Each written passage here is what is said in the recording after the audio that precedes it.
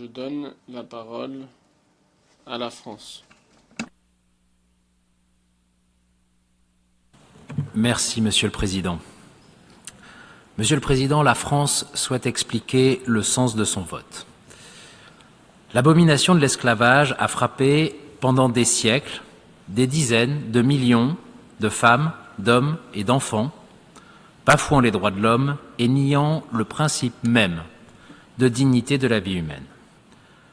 Face à la tragédie qu'ont constitué la traite transatlantique et l'esclavage, il nous faut regarder cette histoire en face, reconnaître sa vérité et, pour la France, assumer sa part de vérité, y compris en refusant l'oubli et l'effacement. C'est pourquoi la France se mobilise depuis plusieurs décennies pour la mémoire de l'esclavage, de ses victimes et de ceux qui l'ont combattu. Par une loi connue sous le nom de son auteur, Madame Christiane Taubira, adoptée il y a 25 ans, la France a été le premier pays au monde à reconnaître officiellement, avec force et sans aucune ambiguïté, que la traite et l'esclavage, je cite, perpétrés à partir du XVe siècle, aux Amériques, aux Caraïbes, dans l'océan Indien et en Europe, contre les populations africaines, amérindiennes, malgaches et indiennes, constituent un crime contre l'humanité. Fin de citation. Nous soutenons le travail des historiens et renforçons nos coopérations culturelles et éducatives en la matière.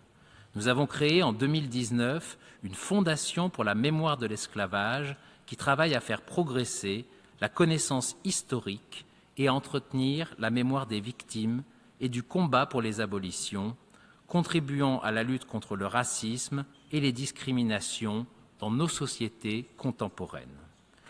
Nous inaugurerons bientôt un mémorial national des victimes de l'esclavage à Paris, à l'endroit même où la Déclaration universelle des droits de l'homme a été adoptée.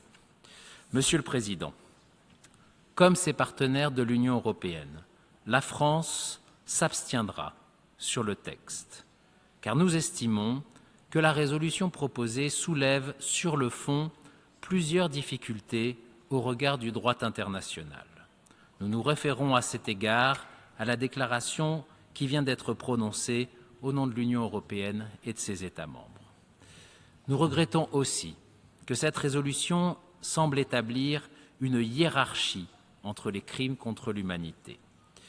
Outre qu'une telle approche soulève de sérieuses difficultés juridiques, elle risque aussi de mettre en concurrence des tragédies historiques qu'il n'y a pas lieu de comparer, sauf à le faire au détriment de la mémoire des victimes. Alors même que les Nations unies travaillent à l'élaboration d'une nouvelle convention internationale sur la prévention et la répression des crimes contre l'humanité, il nous semble important de rappeler que toute résolution de l'Assemblée générale doit s'ancrer dans le droit international et dans une approche universelle des droits de l'homme. Je vous remercie. I thank the distinguished representative of France. Je remercie le représentant de la France. Il s'agissait de la dernière intervention pour les explications de vote avant le vote. L'Assemblée va maintenant prendre une décision sur ce projet de résolution A80L48, intitulé « Déclaration portant qualification de la traite des Africains réduits en esclavage et de l'esclavage racialisé des Africains de plus graves crimes contre l'humanité. »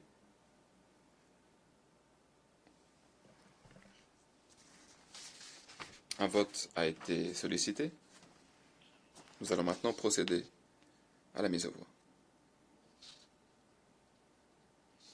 Merci de bien vouloir vous prononcer sur le projet de résolution A/80/L48. Merci de bien vouloir vous prononcer pour, contre, abstention.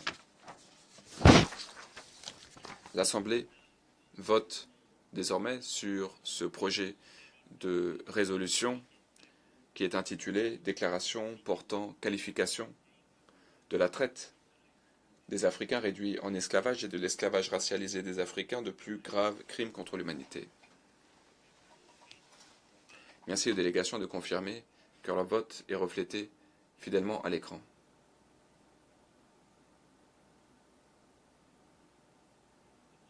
Le vote est terminé. Merci de bien vouloir verrouiller le dispositif.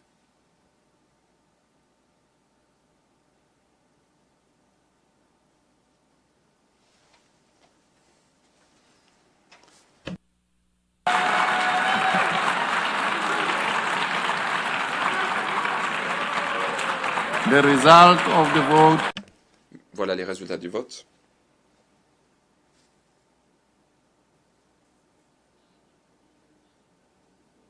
Pour 123, contre 3, abstention 52. Le projet de résolution L48 est donc adopté.